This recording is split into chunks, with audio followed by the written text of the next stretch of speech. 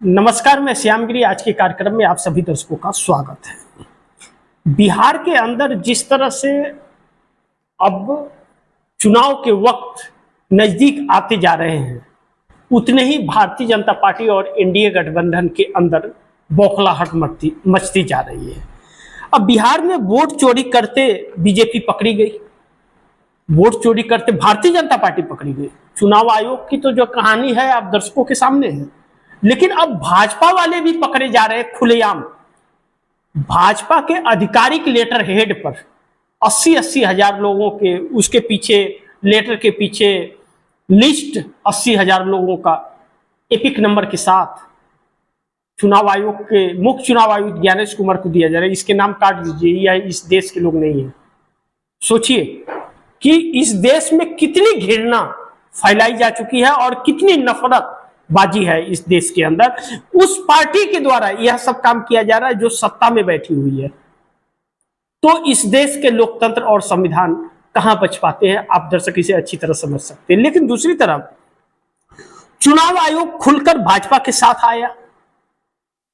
अब जो लेटर पकड़ा गया है विधायक के सेक्रेटरी का है, पीए जिसको कहते हैं, और बीएलए भारतीय जनता पार्टी का बीएलए, इन दो लोगों का खत और सिग्नेचर, हस्ताक्षर और सबूतों के साथ खत के साथ है भारतीय जनता पार्टी के लेटर हेड पर। अब जब विपक्ष आवाज उठा रहा है और लगातार एसआईआर को लेकर के अलग अलग सवाल उत्पन्न हो रहे हैं, सवालों के घेरे में भारतीय जनता पार्टी आ रही है, चुनाव आयोग आ रहा है, तो इसके बाद भी चुनाव आयोग का एक शब्द न बोलना इस बात को तफ्तीश करता है कि चुनाव आयोग खुल करके भारतीय जनता पार्टी के लिए काम कर रहा है। वह इस देश का नहीं, प्रधानमंत्री मोदी और भारतीय जनता पार्टी का चुनाव आयोग बन गया है। तो फिर इस देश के अंदर जो चुनाव होंगे वह निष्पक्ष कैसे हो सकते हैं, जब अंपायर वह बेईमान निकल जाए, अंपायर किसी के पक्ष में काम कर रहा है तो वह आउट भी होगा तो आउट नहीं देगा। तो इस तरह से जब चुनाव आयोग काम कर रहा है तो एक नई मुसीबत देश में खड़ी हो रही है और नया एक चर्चा का विषय बन जा रहा है। लेकिन दूसरी तरफ चुनाव आयोग ने मोदी को समस्या में डाल दिया। जिस तरह समस्या में चुनाव आयोग ने डाला, यानी कि चुनाव आयोग की जो पोल पट्टी खुली है और जिस तरीके से खुली है, यह साफ है कि वह किसी के लिए काम कर रहा है। और इस देश में नरेंद्र मोदी के अलावा, अमित शाह के अलावा है नहीं कोई जिसके लिए ज्ञानेश कुमार काम करेंगे। ज्ञानेश कुमार सचिवालय में गृह मंत्री के, अमित शाह के बड़ी खास थे, अधिकारी थे। अब वही ज्ञानेश कुमार मुख्य चुनाव आयुक्त गृह मंत्री अमित शाह के बदौलत बने हैं, तो काम तो करेंगे, अपने आका को खुश तो करेंगे और कर भी रहे हैं। लेकिन पूरे देश को, संविधान को, लोकतंत्र को तार तार करके, ताक पर रख करके एक सत्तारूढ़ दल के लिए काम कर रहे हैं। उसके लिए कर रहे हैं जिसने चुना है उनको, उसके लिए निष्पक्षता से काम कर रहे हैं कि उसे जिताने के लिए कुछ भी कर गुजरेंगे। वह देश बेच देना पड़े, पूरे देश को विदेशी घोषित कर देना पड़े कि वह इस देश के नागरिक ही नहीं, ज्ञानेश कुमार वह आसानी से कर देंगे। लेकिन कहते हैं कि जब वक्त बुरा होता है तो ऊंट पे बैठे व्यक्ति को कुत्ता काट लेता है।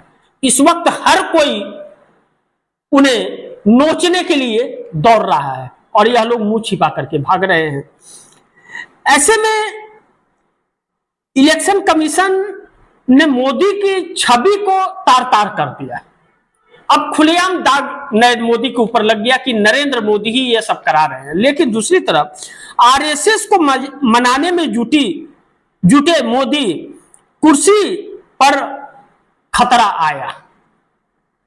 अब नरेंद्र मोदी के कुर्सी पे खतरा बहुत तेज है, बहुत बड़ा है, क्योंकि अब एनडीए के घटक दलों में घमासान हो गया है।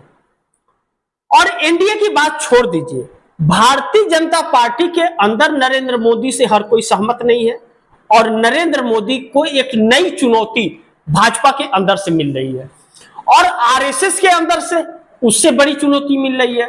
अब भाजपा के अंदर इस वक्त 104 सांसद ऐसे हैं जो दूसरे दलों से आए हुए हैं। वह लोग जो आए थे भारतीय जनता पार्टी में, वह ईडी सीबीआई के डर से आए थे। तो नरेंद्र मोदी ताकतवर थे। आज नरेंद्र मोदी विश्व के सबसे कमजोर प्रधानमंत्रियों में एक शुमार हो गए।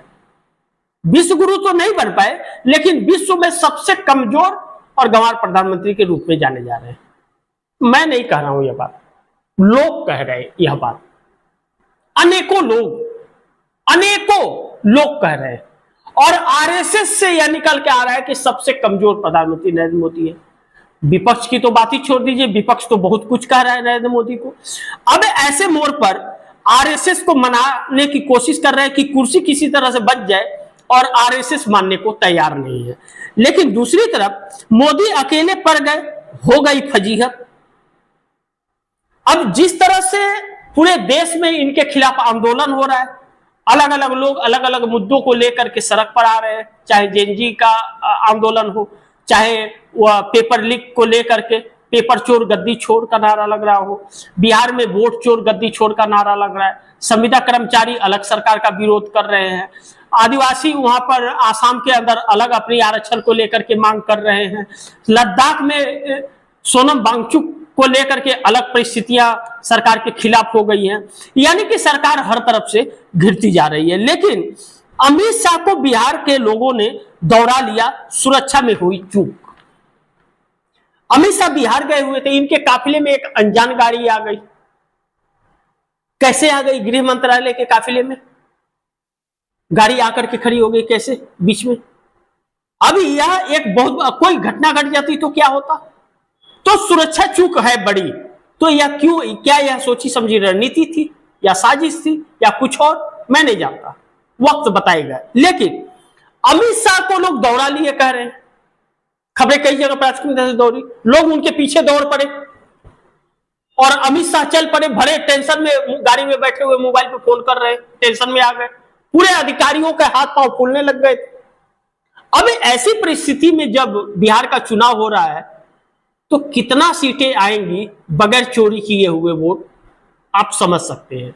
यानी कि बिहार के अंदर गो बैक के भी नारे लग रहे हैं। अब इन लोगों की फजीहत होनी शुरू हो गई है। देखना महत्वपूर्ण होगा इसके बावजूद इनकी सरकार कैसे बनती है, यही बड़ी महत्वपूर्ण बात है, क्योंकि इनके भी अपने वोटर इनसे पराये हो गए। तो इसी के साथ आप दर्शकों से इजाजत चाहूंगा, लेकिन अगली खबर के साथ फिर हाजिर होगा। आप दर्शकों की क्या राय है, क्या सुझाव है, कमेंट बॉक्स में जरूर दीजिएगा। इस खबर को ज्यादा से ज्यादा शेयर कीजिएगा, अपने दोस्तों को भी कहिएगा आगे शेयर करें। आपने अगर चैनल को सब्सक्राइब नहीं किया, सब्सक्राइब कर लीजिएगा। अपने दोस्तों को भी कहिएगा चैनल को सब्सक्राइब करें। मिलते हैं फिर अगली खबर के साथ, तब तक के लिए नमस्कार।